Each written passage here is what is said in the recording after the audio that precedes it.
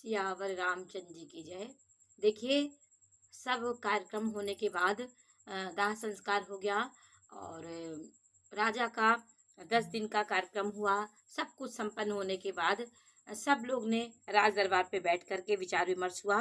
भरत को राजपद देने के लिए वशिष्ठ जी ने कहा कि हे तात, कहो उनकी बड़ाई किस प्रकार करेगा जिसके श्री राम लक्ष्मण और मतलब उन्होंने कहा कि राजा अपने सारे कार्य हो गए।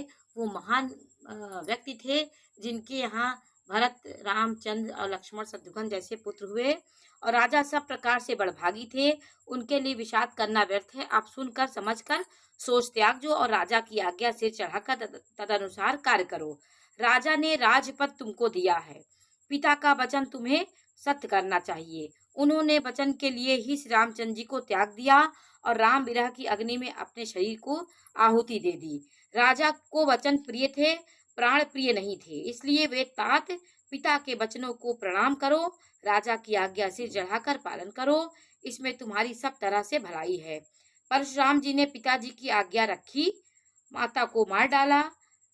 सब लोग इस बात के साक्षी हैं। मतलब उन्होंने पिता परशुराम की उपमा दी। परशुराम जी अपने पिता के आदेश से अपनी माता का सर उन्होंने काट लिया था, लेकिन फिर वो अपनी तपस्या से उसको सर जुड़ भी दिया गया था, लेकिन बात उन्होंने प्रण उनके वर को, उनके आज्ञा को उन्होंने माना। तो परशुराम जी की उन्होंने उपमा दे के कहा कि उदाहरण दिया कि परशुराम जी ने पिताजी की आज्ञा रखी थी और अपनी माता को मार डाला था। सब लोग इस बात के साक्षी हैं। राजा ययाति के पुत्र ने पिता को अपनी जवानी दे दी। पिता की आज्ञा पालन करने से उन्हें पाप और अपयश नहीं हुआ। उसी प्रकार तुम भी राजपद ग्रहण करो। जो अनुचित और उचित का विचार छोड़कर पिता के वचनों का पालन करते हैं, वे सुख और सुयश के पात्र और अंत में इंद्रपुरी में निवास करते हैं।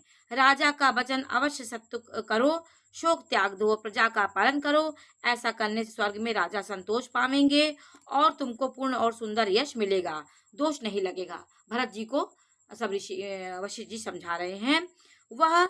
यह वेद में प्रसिद्ध है और स्मृति पुराण आदि सभी शास्त्रों के द्वारा सम्मत है कि पिता जिसको दे वही राज तिलक पाता है। इसलिए तुम राज्य करो, ग्लानि का त्याग कर दो, मेरे वचन को हित समझकर मानो।